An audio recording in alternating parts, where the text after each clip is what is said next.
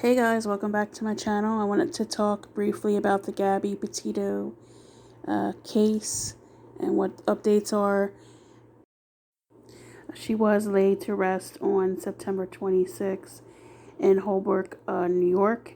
Family, close friends, and hundreds of mourners paid their respects at her funeral. Several of Gabby's family members did speak at her funeral, including her dad, Joseph, and her stepdad.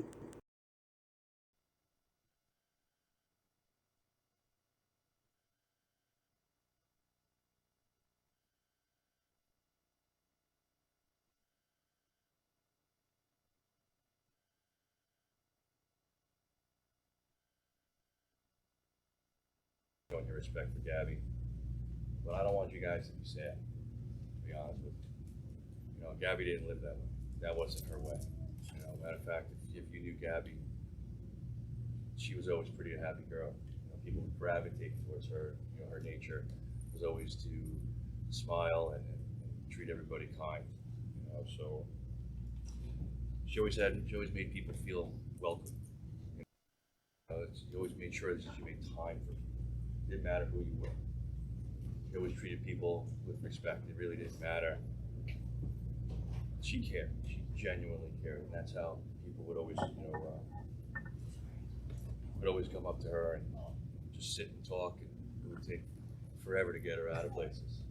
So um, it really is it's wild to see, what has happened to you. Gabby, growing up, I mean, she always had those blue eyes, right? Those ridiculous blue eyes, and you couldn't keep her in trouble. Like, you would ground her, and she'd start crying, and I fold. When I see a lady cry, I fold. If a guy cries, I don't care.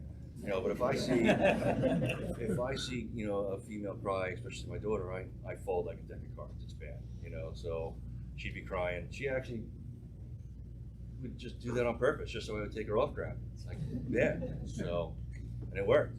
But she was great. I mean, it didn't matter. She always wanted to go out and do stuff, whether it was scuba diving with her uncle, myself, or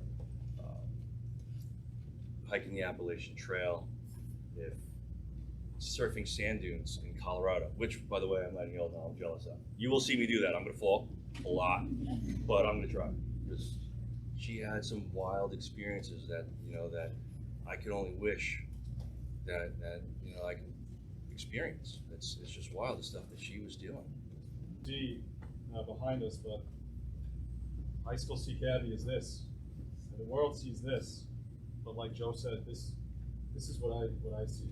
This is when I got to be blessed to know Gabby. You all got to see our extended family, the Firehouse family, come through here, and that's what we do. We do funerals, unfortunately, and we're good at it. I've done them throughout my career. I've written eulogies. I've planned these funerals, and not one of them could ever have planned or prepared me for this moment. My grandmother told me that she's going to be 100 next month when we buried my mom earlier this year. Parents aren't supposed to bury their children. This is not how life is supposed to work, but it is an unfortunate reality. I spent a good portion of my life working and trying to earn money to provide for our family and our kids, to give them the best life. And Gabby, at 22 years old, helped teach me that you can always make money, but you can't make up for lost time.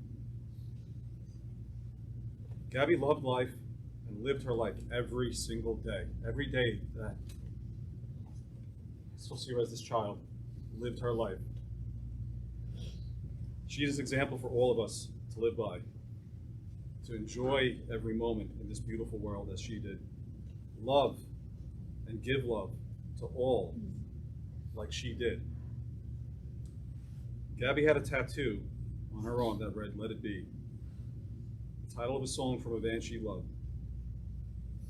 The beautiful thing about music is it can mean so many different things to so many different people. There's a verse from that song that speaks to me. when the broken-hearted people living in the world agree, there will be an answer. Let it be. It's okay to mourn for Gabby. It's okay to feel sorrow and pain. But we want to celebrate her and how she lived her life. We need to hold on to all those wonderful memories we shared with her, because that will be the answer. Let it be. Right. Let it be. I'm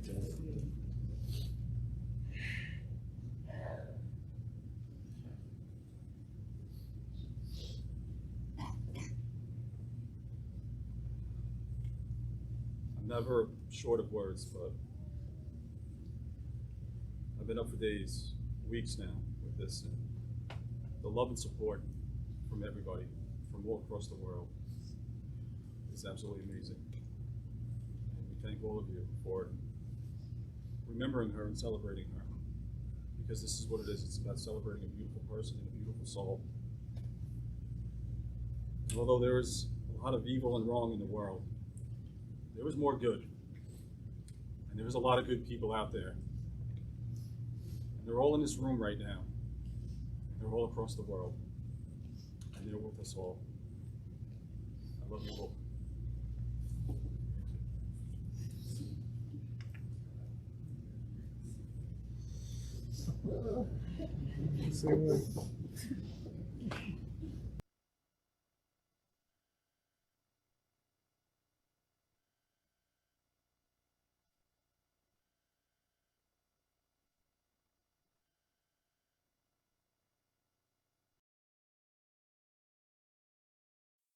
The first update I have is that on September 24th, Dog the Bounty Hunter did visit the Laundrie Home.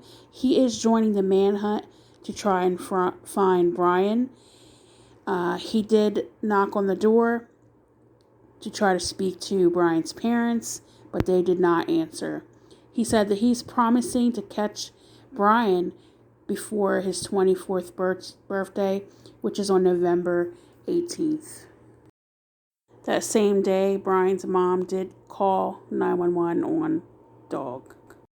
On September 26th, the FBI does return to the Laundrie Home. They take out personal items belonging to Brian.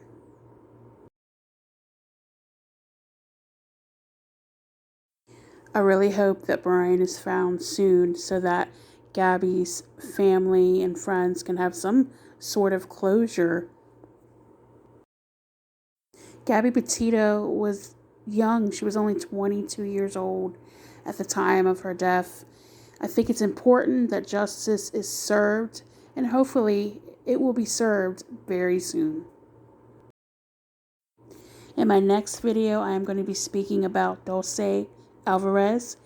This is a little girl that has been missing from a Bridgeton, New Jersey park, and she has been missing for 2 years.